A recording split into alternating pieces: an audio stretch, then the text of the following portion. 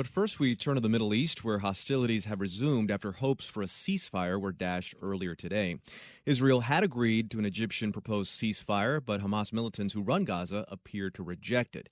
Hamas officials said their conditions were not met and they were not included in ceasefire discussions. Almost 200 Palestinians and no Israelis have been killed in the week-long conflict. And now rocket fire continues from the Gaza Strip, and the Israeli military has resumed airstrikes against Hamas. Hamas and its allied militants have launched almost 1,000 rockets at Israel since last Tuesday. Yesterday, though, they launched something new, a drone. The drone was quickly shot down by Israel, but the incident grabbed headlines. So what is Hamas's use of a drone signal? We're now joined by Dr. Gregory McNeal. He's a military expert and professor at Pepperdine's University School of Law. Greg, welcome. Thanks for having me back. All right, so what do we know about this drone? So the drone looks like an Ababil, which is an Iranian-made drone.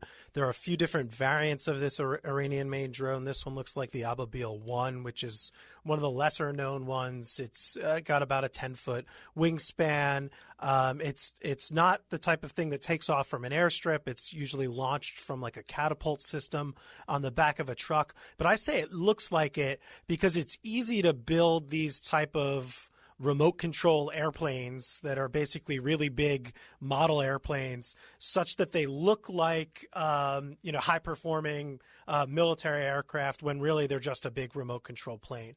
And so all we have for images are the images that Hamas has been tweeting. They have a Twitter account.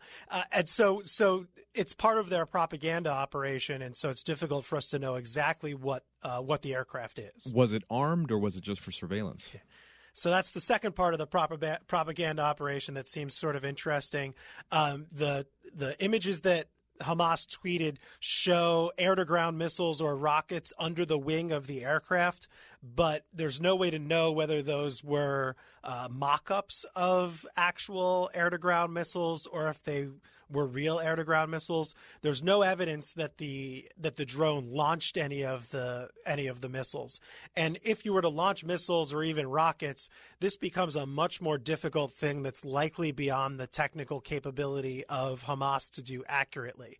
It's easy to have a button with a servo that would launch rockets. That's relatively simple. But to have a button on a remote control that launches them at precise targets is something that's likely beyond their technical capability. Israel has been using drones in Gaza for years. First time, though, Hamas has used one. What does that mean as far as their military capability now?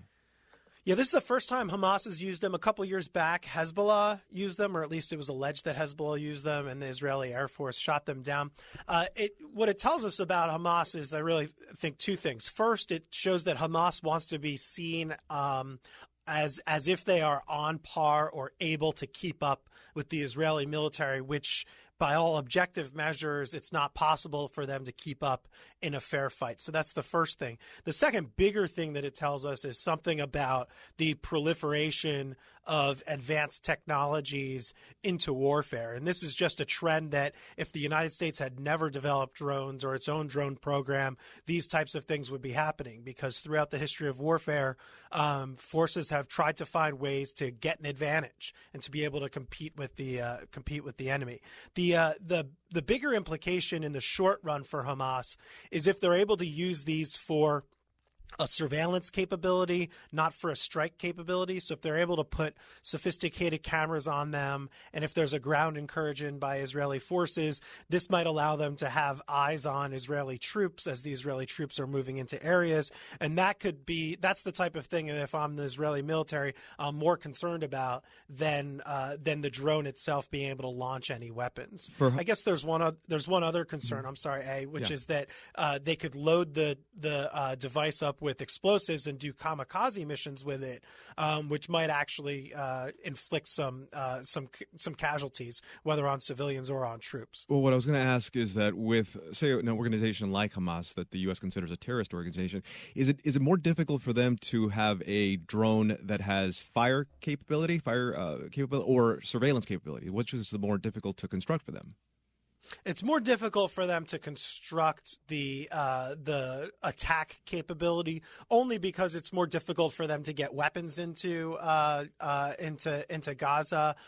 Whereas the surveillance capability, you could use sort of commercial off-the-shelf camera systems and whatnot. But the distinction between the two for the type of weapon system that they're developing is pretty minor, right? They have rockets, and so it's a matter of moving the rocket tubes to the aircraft and having a servo system that would be able to launch the rockets. That's a little bit more difficult engineering task than mounting a camera to the system, which model aircraft enthusiasts in the United States mount cameras on their remote control airplanes all the time. Either way, though, Israel won't matter to them. They'll consider it a threat, right? And regardless of what it looks like. Right. Yeah. And these things are moving slow, like 100 miles an hour or so, and so it's going to be pretty easy for Israel to shoot it down. The funny thing is that this thing costs a couple $1,000s for Hamas to build, and Israel uses $1 million missile to shoot it down. And so in the arms race, at least of the bank book, Israel loses out on that, but they have a bigger bank account, and so maybe they're on parity here. What role is Iran playing in this drone business?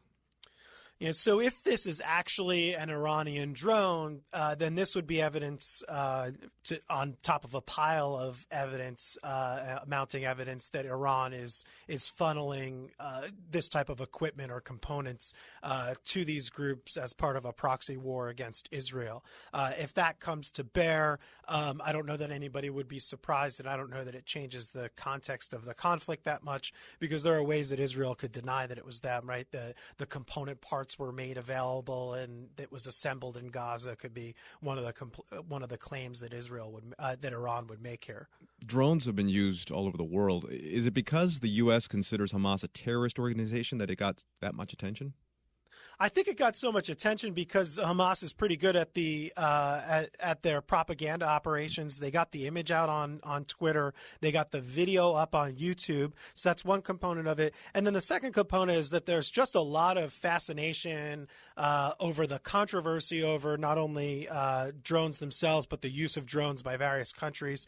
There are people who say that because the United States has used drones, this has kicked off a global arms race. I think if the United States decided tomorrow that it wasn't going to use drones, the global arms race would continue. I mean, just to give you an idea off the top of my head, the countries that have armed drones include the United States, UK, Italy, Israel, France, Germany, India, Pakistan. I mean, I could probably name a dozen. And then the surveillance list we'd end the segment while I was still talking. There's probably 36 countries that have them for surveillance capabilities. Gregory McNeal is a military expert and professor at Pepperdine's University School of Law. Thank you very much for joining us.